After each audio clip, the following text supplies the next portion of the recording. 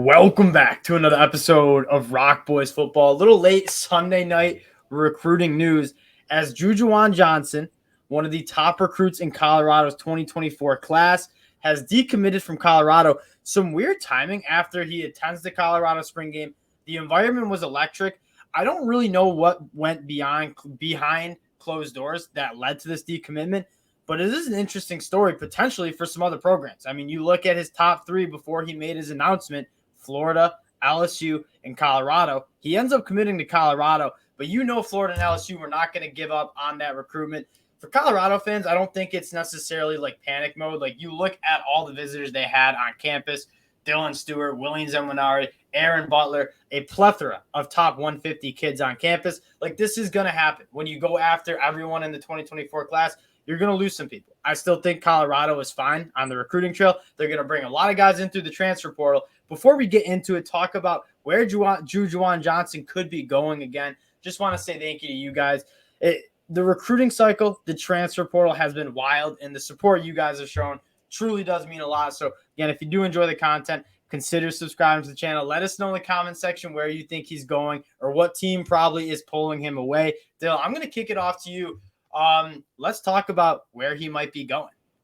I mean, the obvious choice at this point, it feels like LSU. I mean, what LSU has to do and what Brian Kelly said he has to do is lock the state up. When LSU is really good, that's what they do, and that's a great, great football state. And you look at what they have in 2024, they're crystal balled for the 2 and 3 recruits in the state. They already have commitments from numbers 4 and 5, with Deshaun McBride committing, I think it was Friday. Mm-hmm. And it just feels like this LSU team's kind of getting it rolling now. Brian Kelly's doing what he came in here to do.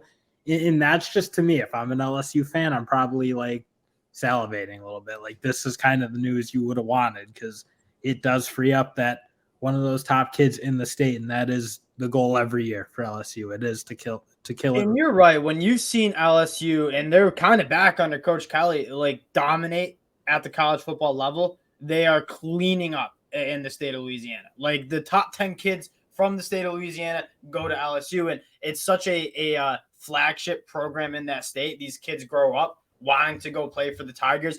I would agree. Like, if you're asking me for who has the inside track on a guy like Jujuan Johnson, it has to be LSU. And they're quietly, like, putting together a really good 2024 class. And we haven't really talked much about LSU in their recruiting, but 13 hard commits, fourth ranked overall according to 24/7 Sports. It took Brian Kelly's cycle. He obviously had some bumps to start off his recruiting career at LSU, but I think as LSU continues to win games, like, top players are going to gravitate to LSU. And that's the thing. It's like that team, they did turn it around pretty quick, I think, for the most part. Like, last year, you look at the record, maybe it doesn't look amazing, but wow, it was like quietly pretty damn good. And that's like that's even the thing. It's like my hunch, because they started out so bad. It's like that's what, but like they did. Obviously, they were in the SEC championship game, big win against Bama, big win against Texas A&M.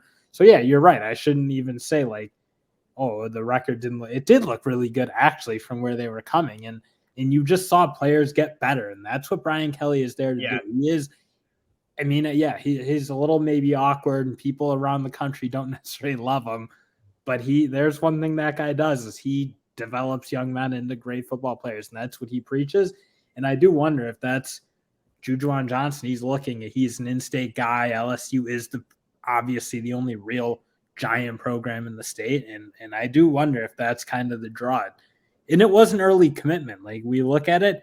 When you commit before like the real spring and summer recruiting cycles kind of go, it's, like you just, those aren't like safe commits, I don't think, because it just is so early, and that's such you're starting to see, like, especially at the end of the 2023 cycle, like unless the dotted line is signed, like, the recruitment's not over. Like, you can commit all you want, you're still taking visits, you're still checking out other schools, and in Jujuan Johnson's standpoint, like, you look at his offer sheet, it's incredible. I mean, almost every Power 5 team wants him, and for rightly so. Like, he plays both sides of the ball at Louisiana. He's a phenomenal quarterback, probably going to play cornerback at college. Freak athlete, very good track star. The movement skills are next level. Like, you can see why defensive coordinators and head coaches in general are salivating over a guy like Jujuan Johnson. It's probably what led him to Colorado in the first place. And that's what you want to like. I think for Colorado, it's like you just don't know what Colorado thinks about it. Like maybe they have a different cornerback on their mind that it was at that visit. You mentioned a guy like Aaron Butler. Is that sorry? Yep.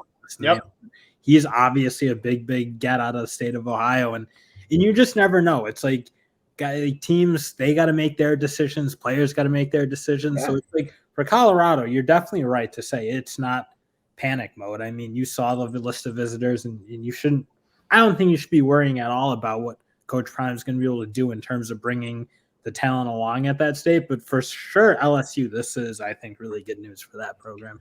All right, the other team you got to talk about is Florida, which is another program we've talked a little bit more about, slowly putting together a very strong class. And a lot of another first-year coach who got off to kind of a rocky start, especially in that to close out the 2023 class with the Jaden Rashada debacle.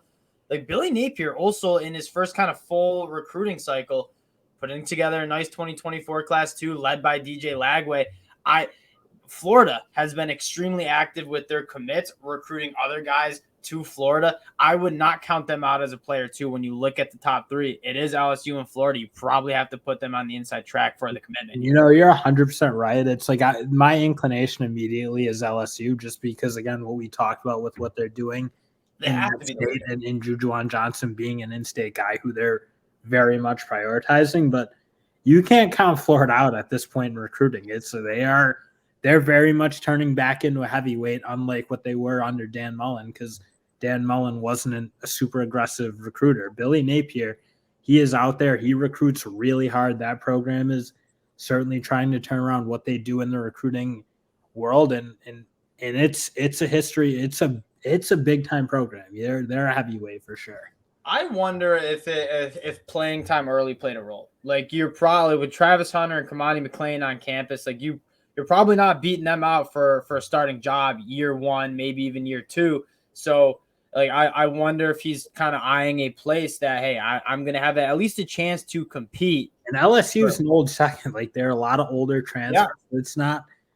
I mean, they're turning it. They're trying to develop that room, and I think there is going to be room for young guys. I think you're 100% right when you talk about playing time, because LSU is probably going to graduate a couple guys in the secondary, and yeah, there might be room for Jujuan Johnson type player to come in and get his early minutes, if you will.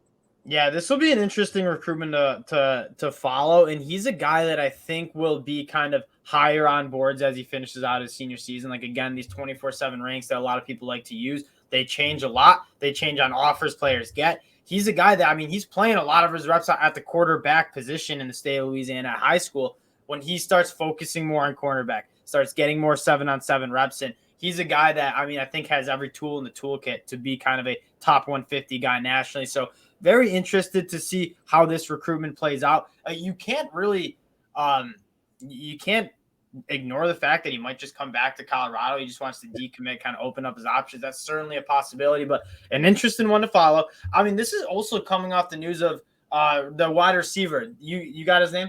Montana Lamonis Craig. Yeah, also a guy who flashed in the senior game or the spring game last night.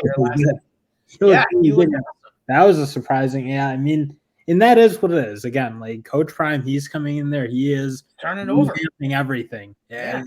And these guys, like a guy like Craig, didn't necessarily commit to Coach Prime. And I mean, that just is what it is. On the Colorado front, it is probably going to be not tumultuous in a bad way. It's just like it's going to be a lot of turnover. You're already seeing that. And change for that program is not a bad thing. Like something needed to change in a big way to get that program going back. So, yeah, Colorado fans probably not panicking. LSU Florida fans, no doubt salivating over a prospect that you clearly have the inside track on. We'll be monitoring it again. Appreciate you guys tuning in late night. If you're checking out recruiting videos Sunday night, late night, you guys are about it. So, again, subscribe to the channel if you do enjoy the content. We appreciate you guys, and we'll talk to y'all later.